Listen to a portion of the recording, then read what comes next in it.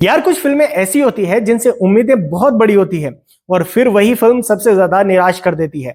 मेरे साथ जन नायकन देखने के बाद बिल्कुल यही हुआ। वैसे मैंने ओरिजिनल तमिल वर्जन देखने की कोशिश की थी, लेकिन सबटाइटल्स नहीं थे, इसलिए आखिरकार हिंदी डब ही देखनी पड़ी। तो सवाल सीधा सा है, क्या थलापति विजय की आखिरी फिल्म उनके करियर को यादगार विदाई देती है?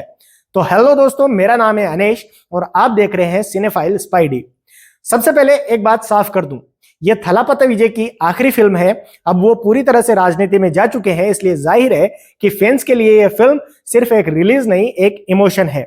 लेकिन अगर सिर्फ फिल्म की बात करूं तो मुझे ये उम्मीदों पर खरी बिल्कुल नहीं लगी। बल्कि अगर आपने भगवंत केसरी देखी है तो आपको इसकी कहानी और ट्रीटमेंट काफी हद तक वैसा ही महसूस होगा। और सच कहूं तो भगवंत केसरी मुझे इससे कहीं ज्यादा बेहतर लगी थी। अब इसका मतलब यह नहीं कि फिल्म का आइडिया खराब है, असल दिक्कत इसकी स्क्रिप्ट और प्रेजेंटेशन में है।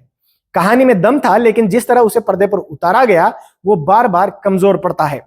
कई सीन ऐसे लगते हैं जैसे उनका मकसद कहानी आगे बढ़ाना नहीं, बल्कि सिर्फ विजय को बड़े पर्दे पर हीरो की तरह पेश करना है। और भाई बॉबी देओल, इतना दमदार विलेन, लेकिन यहां उनका इस्तेमाल देखकर निराशा होती है। उनका इंट्रो और स्क्रीन प्रेजेंटेशन मुझे बार बार दूसरी फिल्मों की याद दिलाता रहा। एक्टर शानदार है, लेकिन स्क्रिप्ट उन्हें चमकने का मौका ही नहीं देती। अब बात करते हैं थलापति विजय की। एक्टर के तौर पर उन्होंने अपना काम ईमानदारी से किया है, लेकिन सवाल यह है कि क्या यह रोल उनकी आखिरी फिल्म बनने लायक था? तो मेरे हिसाब से बिल्कुल भी नहीं। अगर उनकी विदाई लियो पर खत्म होती या फिर किसी दमदार डायरेक्टर के साथ एक आखिरी फिल्म आती तो शायद वो याद और भी लंबे समय तक रहती। फिल्म का दूसरा हाफ देखकर तो और भी महसूस होता है कि इसमें राजनीति का असर काफी गहरा है। कई डायलॉग्स म्यूट किए गए हैं, कई जगह राजनीतिक संकेत दिए गए हैं और एक समय बाद ऐसा लगता है कि फिल्म में कहानी कम और इमेज बिल्डिंग ज्यादा कर रही है। मैं राजनीति पर बहस नहीं करना चाहता, लेकिन फिल्म देखते हुए ये बातें नजरअंदाज करना बिल्कुल मुश्किल है। और फिर आता है क्लाइमेक्स, जहां मैं सच में हैरान रह गया।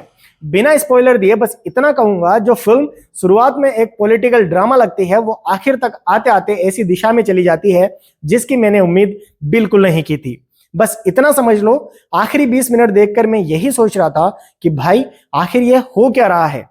हाँ, एक चीज की तारीफ जरूर करूंगा और वो है इसकी हिंदी डबिंग। इस बार संकेत मात्रे की आवाज सुनकर अच्छा लगा।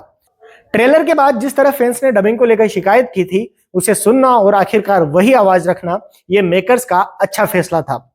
लेकिन एक ही डबिंग आर्टिस्ट की आवाज कई किरदारों में सुनाई देना कई जगह थोड़ा अजीब लगता है। अगर आप थलापति विजय के बहुत बड़े फैन हैं तो शायद ये फिल्म उनके लिए एक फेयरवेल की तरह काम कर जाए। लेकिन अगर आप एक मजबूत कहानी, दमदार स्क्रीन प्ले और यादगार सिनेमाई अनुभव की उम्मीद लिए जा रहे हैं तो शायद थोड़ा निराश होना पड़े। मेरी तरफ से इस फिल्म को 2 आउट ऑफ 5 स्टार्स। अगर आपने फिल्म देख ली तो बताइए, क्या यह सच में विजय के करियर की सही विदाई थी, या आपको भी लगा कि वो इससे कहीं बेहतर फिल्म डिजर्व करते थे? कमेंट में जरूर बताइएगा। वीडियो पसंद आया हो तो लाइक करना, चैनल को सब्सक्राइब करना। मैं हूं अनेश और मिलते हैं नेक्स्ट वीडियो में।